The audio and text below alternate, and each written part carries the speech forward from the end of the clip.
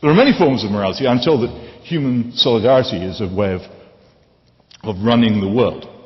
Well, up to a point it is. But the problem with human solidarity is that it operates at different levels.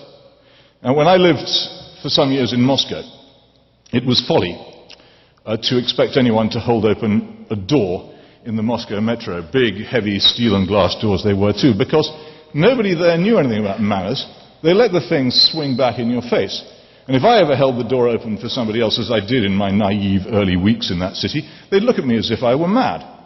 Now, something similar has begun to happen to me in Britain. I'm walking down the aisle of a crowded train, and I see somebody coming the other way, struggling with luggage, and I think, well, I'll step out of the way and let them pass. Well, increasingly, the people behind me think I'm having a heart attack, so they barge past me. The breakdown of general assumptions about what is good affects the way that everybody behaves. You cannot have a private morality very long if the public morality is declining. And I say there are three stages of this. The whole is solipsistic.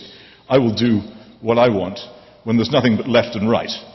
And left is that way, this way, and it's the other way if I turn around. And then there's what you might call the shipboard morality, where there's port and starboard and there's fore and aft, but they change when the ship moves.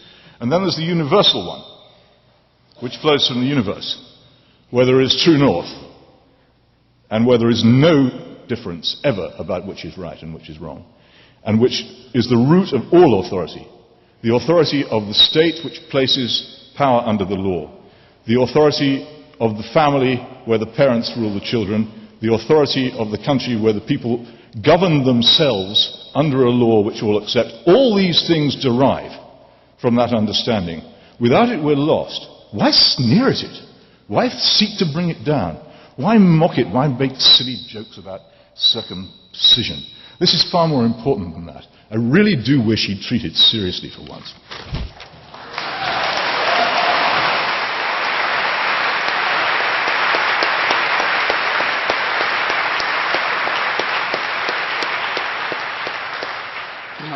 Well, I know it's easy to sneer, but still someone has to do it.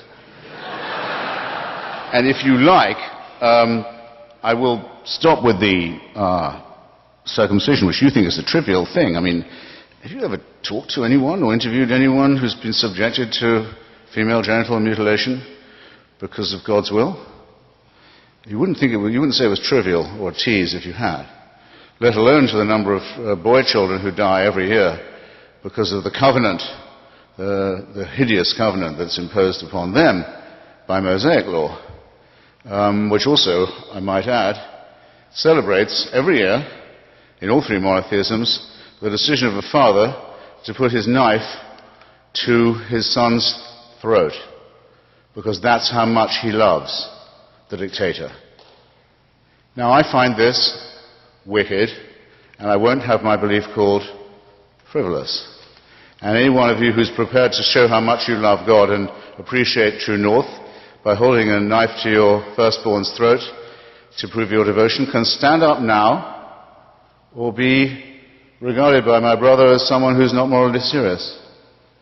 And now you see the depth to which, now you see the depth into which religion wants to throw you.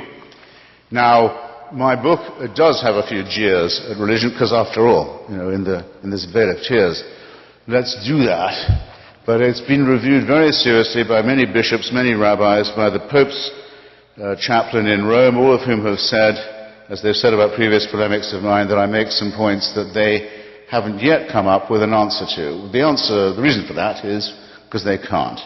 It's not in the nature of them to be able to do so. You either believe, ladies and gentlemen, brothers and sisters, comrades and friends, in the idea of vicarious redemption, or you do not.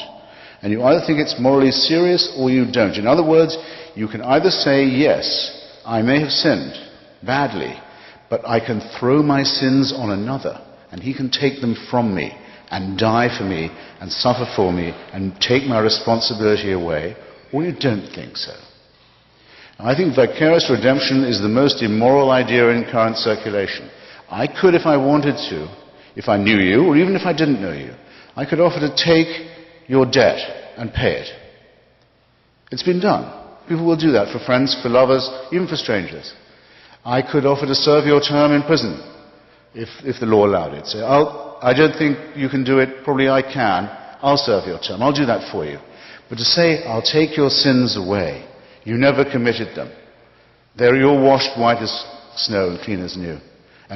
And you can watch me being tortured and put to death as a lamb, as a sheep. And I'll call you a sheep, and my congregation will be called a flock. From then on, is a double humiliation. First, it's a hideous outrage on the scapegoat. Second, it's a terrible insult on those who agree to be called sheep. Anyone here want to stand up and say, I'm a sheep? I'm a lamb? Yes. Good for you. Anyone else? Good for the rest of you. Fine. Sheep you are. It's not usually that easy. Now, okay, why is there something, not nothing? Good question.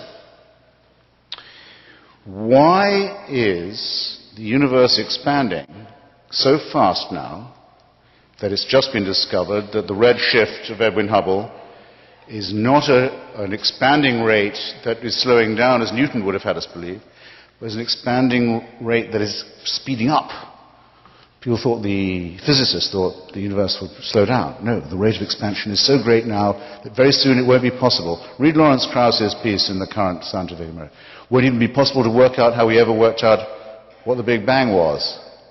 Such nothingness is coming to us, we won't even know where we were before. And in the meantime, the Andromeda Galaxy is heading towards us directly. You can see it in the night sky now with the naked eye. And in 5 billion years, which is in physics time, nothing. It's tomorrow in physics time. It's here.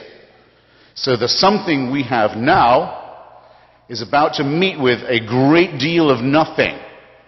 Some design, huh? Who designed that? The question always is the same, even without science. We knew what the philosophers knew. Anyone who claims this is a design must either convict the designer of one thing, extreme incompetence, and noodling and footling and chaotic planning, and probably both, extreme cruelty, callousness, and indifference towards those whom he summoned into existence and made to suffer. These points cannot be overthrown by any kind of casuistry, and certainly were not even challenged by the casuistical efforts you just heard. Thank you.